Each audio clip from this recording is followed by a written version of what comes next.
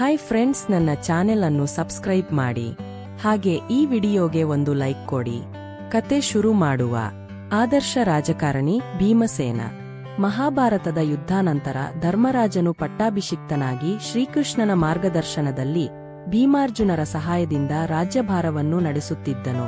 ಕ್ಷತ್ರಿಯ ಸಂಪ್ರದಾಯದಂತೆ ಧೃತರಾಷ್ಟ್ರನು ವಾನಪ್ರಸ್ಥಾಶ್ರಮವನ್ನು ಸ್ವೀಕರಿಸಿ ಅರಣ್ಯಕ್ಕೆ ಹೋಗಬೇಕಾಗಿತ್ತು. ಅದರಲ್ಲೂ ತನ್ನ ಪುತ್ರ ವ್ಯಾಮೋಹದ ತಪ್ಪಿನಿಂದ ಕುರುಕ್ಷೇತ್ರದಲ್ಲಿ ಘೋರವಾದ ಯುದ್ಧವು ನಡೆದು ಎಲ್ಲ ಮಕ್ಕಳನ್ನು ಕಳೆದುಕೊಂಡ ದುರಂತವು ನಡೆದ ಬಳಿಕವೂ ಧೃತರಾಷ್ಟ್ರನಲ್ಲಿ ವೈರಾಗ್ಯವಾಗಲಿ ಪಶ್ಚಾತ್ತಾಪಗಳಿಂದ ರಾಜ್ಯದ ವೈಭವವನ್ನು ತ್ಯಜಿಸುವ ಮನೋಭಾವನೆಯಾಗಲಿ ಉಂಟಾಗಲಿಲ್ಲ. ಧರ್ಮರಾಜನ ರಾಜೋಪಚಾರವನ್ನು ಪಡೆಯುತ್ತಾ ರಾಜ್ಯದ ಸುಖಭೋಗಗಳಲ್ಲಿಯೇ ಮಗ್ನನಾಗಿದ್ದ. ಭೀಮಸೇನನ ಮತ್ತು ವಿದುರನ ಉಪದೇಶದ ಪರಿಣಾಮವಾಗಿ ಕೊನೆಗೂ ಮನಸ್ಸಿಲ್ಲದ ಮನಸ್ಸಿನಿಂದ ಅರಣ್ಯಕ್ಕೆ ಹೋಗಲು ಸಿದ್ಧನಾದನು. ಯುದ್ಧದಲ್ಲಿ ಮಡಿದ ತನ್ನ ಮಕ್ಕಳಾದ ದುರ್ಯೋಧನಾದಿಗಳಿಗೆ ವೈಭವದಿಂದ ಶ್ರಾದ್ದವನ್ನು ನಡೆಸಬೇಕೆಂಬುದು ಅವನ ಕೊನೆಯ ಆಸೆಯಾಗಿತ್ತು. ಅದಕ್ಕಾಗಿ ಬೇಕಾದ ಹಣವನ್ನು ಕೊಡುವಂತೆ ಧರ್ಮರಾಜನಿಗೆ ಹೇಳಿ ಕಳುಹಿಸಿದನು. ಧರ್ಮರಾಜನು ಕೋಶಾಧ್ಯಕ್ಷನಾದ ಭೀಮನನ್ನು ಕರೆದು ರಾಜ್ಯದ ಕೋಶದಿಂದ ಧೃತರಾಷ್ಟ್ರನಿಗೆ ಶ್ರಾದ್ದವಿಧಿಗೆ ಬೇಕಾಗಿರುವಷ್ಟು ಹಣವನ್ನು ಕೊಡುವಂತೆ ತಿಳಿಸಿದನು. ಭೀಮಸೇನನು ಇದಕ್ಕೆ ಒಪ್ಪಲಿಲ್ಲ. ಧರ್ಮರಾಜನು ಇದು ಧೃತರಾಷ್ಟ್ರರ ಕೊನೆಯಾಸೆ, ಇನ್ನು ಮುಂದೆ ಅವರು ಹಣವನ್ನು ಕೇಳುವುದಿಲ್ಲ, ಅವರ ಅಂತಿಮ ಇಚ್ಛೆಯನ್ನು ನೆರವೇರಿಸು ಎಂದು ಪರಿಪರಿಯಾಗಿ ಒತ್ತಾಯಿಸಿದನು. ಆದರೂ ಭೀಮಸೇನನು ಸಮ್ಮತಿಸಲಿಲ್ಲ. ಧರ್ಮರಾಜನು ಚಕ್ರವರ್ತಿಯೂ ಅನ್ನನೂ ಆಗಿದ್ದರೂ ಭೀಮನು ಮಾತ್ರ ರಾಜನ ಆಜ್ಞೆಗೆ ವಿರುದ್ಧವಾದರೂ ದುಂದುವೆಚ್ಚ ಮಾಡಲು ಒಪ್ಪಲೇ ಇಲ್ಲ.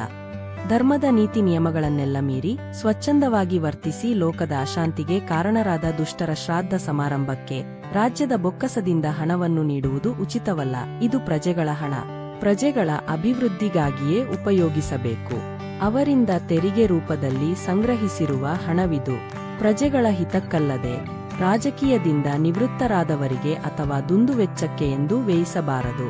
ಪ್ರಜೆಗಳ ಕಲ್ಯಾಣ ಕಾರ್ಯಗಳಿಗಾಗಿ ಉಪಯೋಗಿಸಬೇಕಾದ ಹಣವನ್ನು ಜಗತ್ತನ್ನು ವಿನಾಶದ ದಾರಿಗೆ ತಳ್ಳಿದ ವ್ಯಕ್ತಿಗಳ ಶ್ರಾದ್ದಕ್ಕೆ ಆದರೂ ಉಪಯೋಗಿಸಬಾರದು ಎಂದು ತನ್ನ ನಿಲುವನ್ನು ಸ್ಪಷ್ಟಪಡಿಸಿದನು.